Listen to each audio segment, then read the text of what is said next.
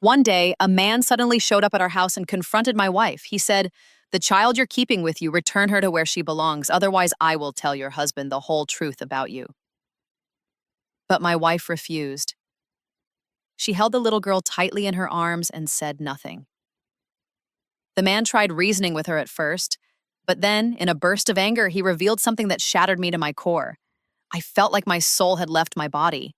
I could never have imagined that my wife was capable of something like this. I was in utter disbelief. How could she have hidden something so big from me all this time? When the truth finally came out, my wife trembled and collapsed at my feet, crying. My wife was a well-known midwife in our village. People said her hands had a special kind of healing. Any woman who gave birth with her help would recover quickly and deliver a healthy baby. Though she hadn't been in the profession long, her reputation had spread to distant villages. People would come from far and wide, asking specifically for her help. She had learned the work from my late mother, who was also a midwife. After my mother passed, my wife carried on her legacy. I was a farmer, and between the two of us, we earned well. Life was smooth and our home was financially secure. Even the tribal leaders and landlords from nearby villages would call on my wife for help, and she would return from their homes with generous gifts. Money was never an issue anymore. We were now considered among the respected families of the village. In fact, the village chief's 3 sons had all been delivered by my wife, which earned us even more honor and respect. One day, I returned from the fields and was shocked to find my wife sitting quietly, nursing a newborn baby girl. She was so absorbed in the moment that she didn't even notice me enter.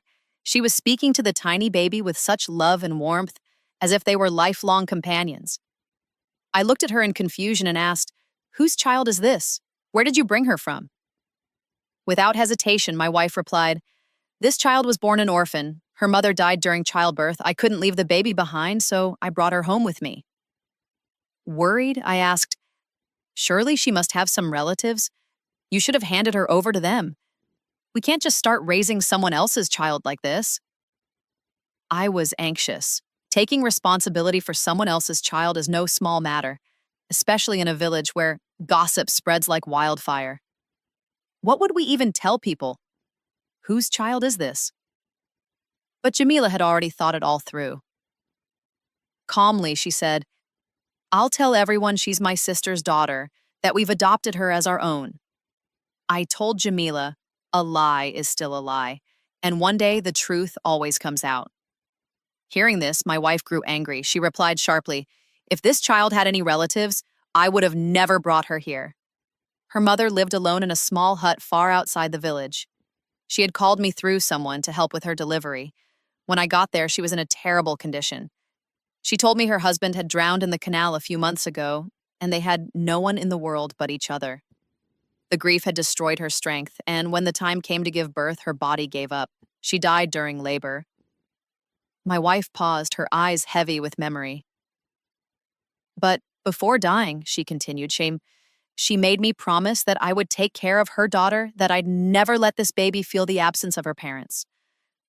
Seeing her in that state, I gave her my word, and when I started walking away alone after her death, the sound of that newborn crying tore through my heart.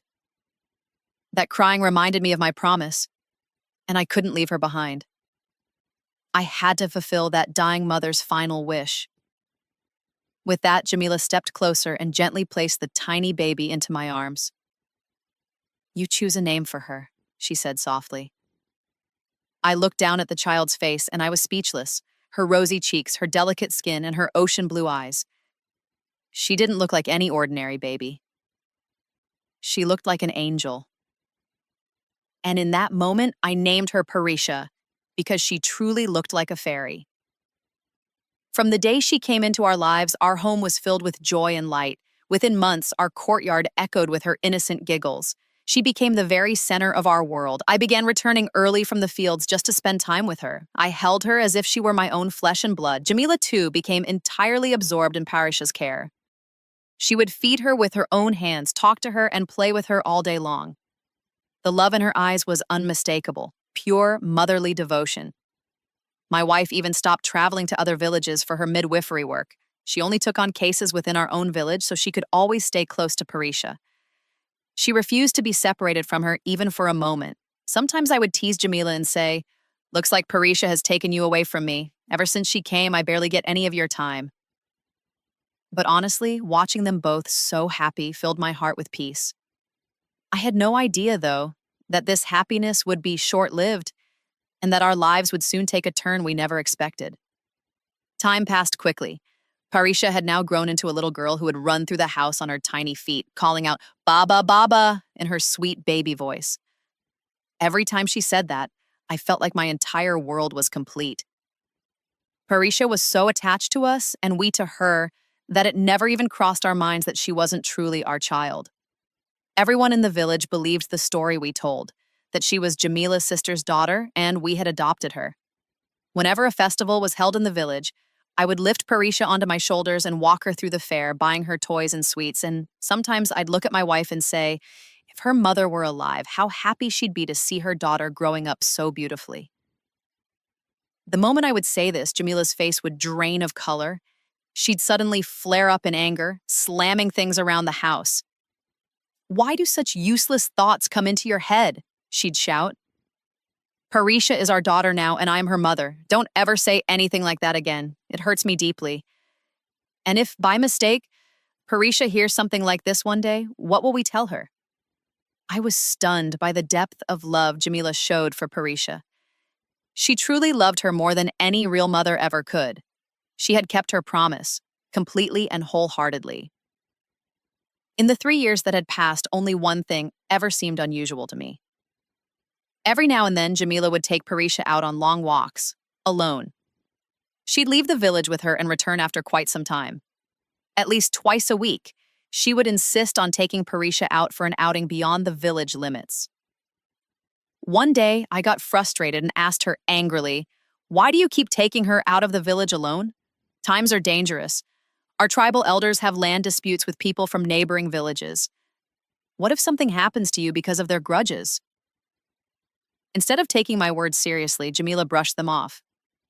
"What do we have to do with those feuds?" she said casually. "I just want to show our daughter the beauty of the world." I couldn't understand what beauty lay beyond our village that she couldn't find here. We had a flowing canal, fields of swaying crops, and scenery so beautiful that people from far-off places came to visit just to enjoy it. Yet somehow, all the beauty Jamila sought seemed to lie outside. One day, I told her I would come along on one of these outings.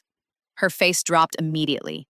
She sulked and replied, "Can't you ever let me spend time with my daughter alone? You carry her on your shoulders all day, and the moment I try to take her somewhere, you get in the way." Her possessiveness over Parisha made me laugh at times. She was growing more and more sensitive about her every day. Sometimes I'd wake up to find her clutching Parisha to her chest in her sleep, as if she were afraid of losing her. And if I gently tried to lift Parisha from her arms to let the poor child rest more comfortably, Jamila would jolt awake and stop me. "Don't take her away from me," she would whisper, almost pleading. Poor little Parisha would remain trapped in her mother's tight embrace all night, squirming restlessly. But Jamila would never let go. Lately, however, something had changed. A strange fear had taken hold of Jamila. Her face always looked anxious, her eyes constantly searching. She had even stopped working altogether. No more visits to other homes for delivery cases. She now stayed home all the time, keeping Parisha close by her side. Even those long trips outside the village had stopped. She wouldn't take Parisha out for walks anymore either. I tried many times, gently and indirectly, to understand what was bothering her, but she never gave me an answer. The days of harvest were drawing near, and I had become incredibly busy. I hardly had any time to spend at home or with Parisha. I would return late at night and leave again early in the morning for the fields. I had been noticing that Jamila looked pale and uneasy lately, but I hadn't found the time to ask her what was troubling her. I kept telling myself that once the harvest was over, I'd sit down and talk to her properly. But before that day could come, a horrifying truth revealed itself, one that shattered the ground beneath my feet. One afternoon, during the peak of harvest, I had to rush back home unexpectedly. The village chief had asked for the documents related to my land. Leaving the field in the scorching sun, I arrived home, only to be stunned by what I saw. A strange man was sitting in my drawing room, and there was my wife, Jamila, sitting on the floor in front of him, with her head lowered and her scarf pulled tightly over her head. She was holding Parisha so tightly in her arms, as if she feared the man would snatch the child from her at any moment. Instead of entering the room, I quietly stood behind the curtain outside the door. In our village, we rarely locked doors, only curtains separated the inside from the outside, so they were both unaware of my arrival. I listened closely. The man was threatening Jamila. He told her that if she didn't hand over the child, he would expose her entire truth and ruin her completely. Jamila, at first, lashed out in anger and told him to leave immediately and never show his face again. But when he continued threatening her, warning that if she didn't surrender the child peacefully, he would tell me everything. Jamila began to beg him with folded hands. I couldn't bear to listen any longer. Who was this man trying to take our daughter away? Suddenly, it all started to make sense. Why Jamila had been so terrified for weeks.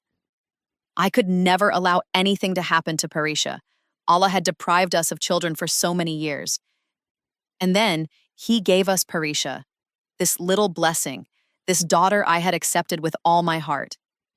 How could I let anyone else claim her?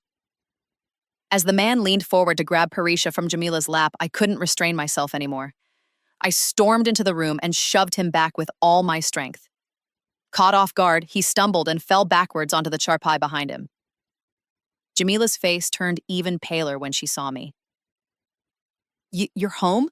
At this hour? She stammered in shock. I didn't waste a moment. Who is this man, Jamila? I demanded. And how is he inside our home while I'm away? The man, trying to recover, shouted back, If you don't hand over the child right now, I'll reveal everything, every last secret. Tears began to stream down Jamila's face. She broke down and fell at my feet. I stared at her, feeling like the sky was crashing down over my head. My heart pounded. What was going on? Perhaps Jamila had been pushed so far by this man's threats that she had finally decided to confess everything. Through her sobs, she began to speak. She told me that one day, when she had gone to a distant village to assist with a woman's delivery case, she discovered something shocking. The woman in labor turned out to be the wife of Jamila's former lover. But because Jamila had moved on and was happy in her married life with me, she didn't let it affect her. She stayed professional and began preparing to assist with the birth. But during the delivery, complications arose and the woman died. Her husband, the same man who had once been Jamila's lover, begged her to take the baby. He said he was just one man alone in the world and he couldn't raise the child on his own.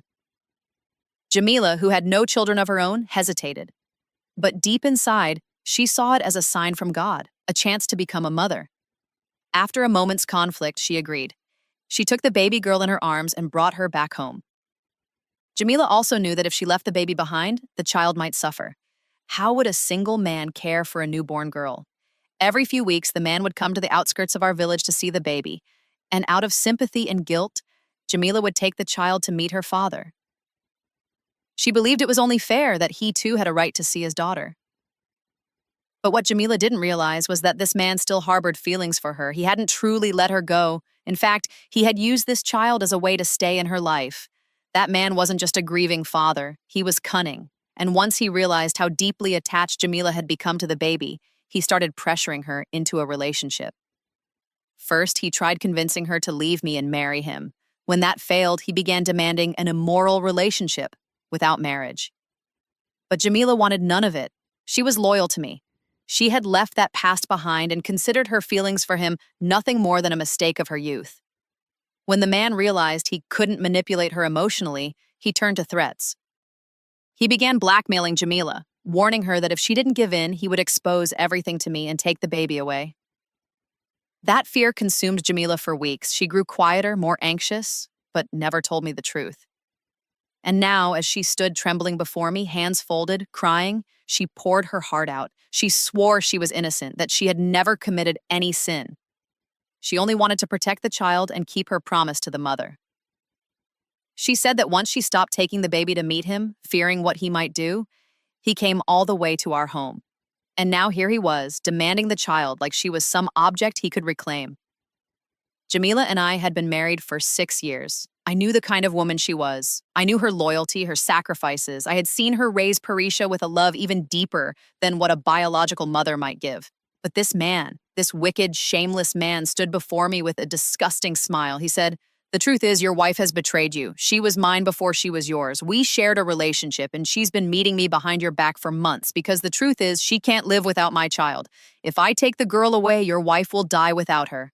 So do yourself a favor, divorce this woman, let her go. Before I could raise my hand and teach that man a lesson he'd never forget, I suddenly heard voices outside. It was the men from the chief's household calling my name. Outside the house, the chief's men were calling my name, loudly. I had come home to retrieve some papers for them, and it had been quite some time since I arrived. The moment I heard their voices, I shouted, "Thief! Intruder!" Within seconds, the chief's armed men rushed inside. Pointing to the man, I declared, "This man entered my home with the intent to steal and harm my family." Without question, they grabbed him, overpowered him, and took him away. I immediately rushed to embrace my crying wife, and then I scooped up our little fairy, Parisha, who was sitting in a corner, trembling in fear. I held her close and kissed her forehead again and again. Turning to Jamila, I said, "I'm going to the chief. That man who laid filthy eyes on my wife and daughter, I will not let him go unpunished." She looked up at me, stunned. Her eyes widened as she softly asked, "You believe me?" I smiled gently and replied, "I've spent 6 years with you, day and night. I know what kind of woman you are. I know how loyal you've been. I know your heart." I picked up the papers I had originally come to collect and left for the chief's residence. It didn't take long to prove that the man had been harassing my wife and had even tried to harm our daughter. I told the chief everything, how he had sneaked into our home, threatened Jamila, and tried to claim Parisha as leverage to control her. The chief had known me since childhood. He didn't need convincing. Without delay, he declared that the man should be punished and ordered his guards to imprison him in the village jail. To me, Jamila was not just my wife. She was the honor and dignity of my home. She was my pride, my partner. And for one small mistake from her past, I was not going to destroy everything we had built. I knew how deeply she loved me and how much she cherished our family. That year, the harvest was the best we'd ever had. The crops were lush and the profits looked promising. I decided that once everything settled down, I would take Jamila and Parisha to the city for a vacation, to leave behind the shadows of the past and breathe in the joy of new beginnings. Because some families aren't born from blood, they're built through love, loyalty, and the courage to stand by each other when the world tries to tear them apart.